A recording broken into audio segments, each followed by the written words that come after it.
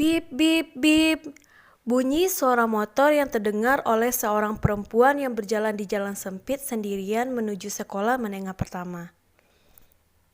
Berisik banget nih orang. Kalau lewat ya lewat aja. Ini jalan gede juga.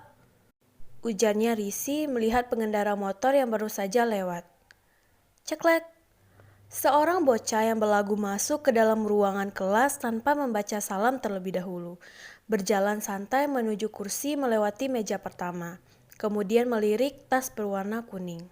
Jadi yang lewat kamu ya, ujarnya dengan tangan di atas meja dengan tangan kiri berada di dalam saku celana.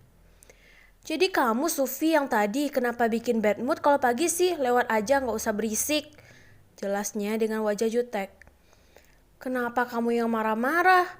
Hahaha, kalau pagi jangan ngantuk, ntar ketabrak, mati muda mau. Ujar Sufi yang kemudian berlalu pergi. Dalam hati Sufi begitu senang untuk pertama kalinya bisa berbicara dengan Hamna.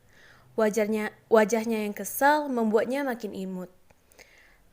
Teman Hamna suka sama gua. Gua baru aja nerima temennya jadi pacar gua, temennya dari kelas sebelah. Benny duduk di atas meja berkumpul dengan teman sekelasnya. Ais punya pacar baru, traktir bro, hahaha. Gue heran sama dia yang beberapa kali semangat kali jodohin orang. Dia gak punya pacar kan? Ujar Sufi.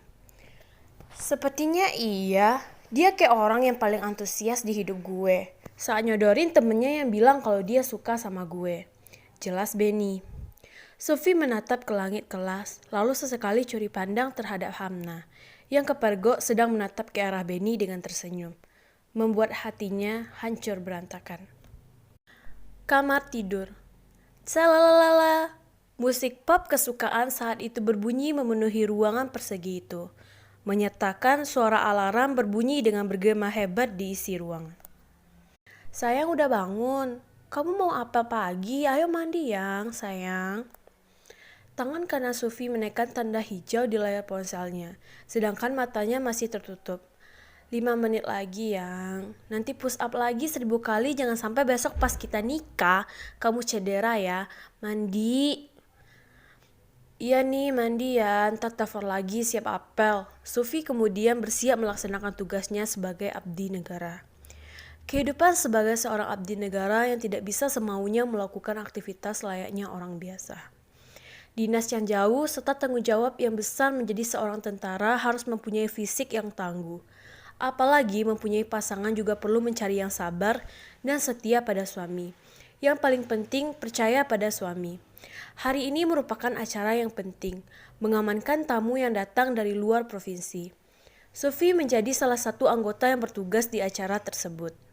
Kami sudah mengonfirmasi jika acara ini akan tetap berlangsung, kenapa kami tidak dibolehkan masuk. Kami sudah mengajukan kerjasama di awal, ini tidak sesuai dengan prosedur kami.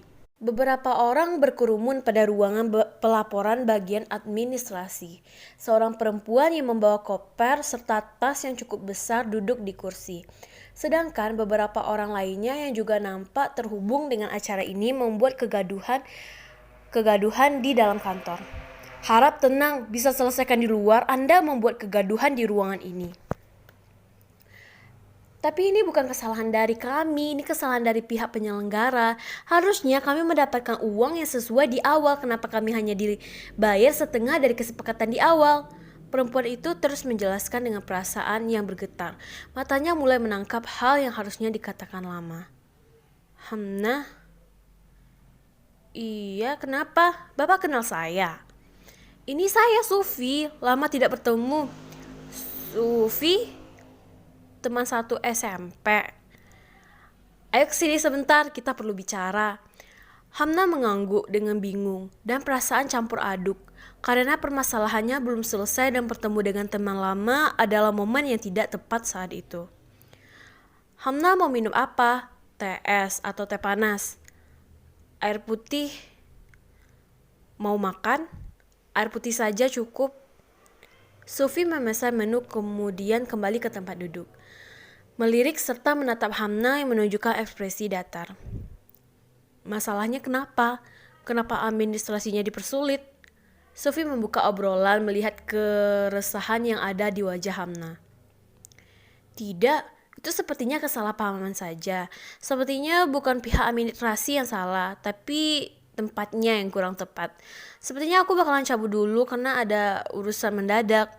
Maaf ya, aku tinggal. Tapi kan kamu belum minum. Setelah aku pikirkan, aku bakalan menyerah pada mereka. Thank you, udah mau traktir. Hamna berlalu pergi sesekali melihat ponsel yang ada pada genggamannya. Sophie menghela napas, perasaan yang tadi nampak bahagia kembali ke perasaan yang biasa.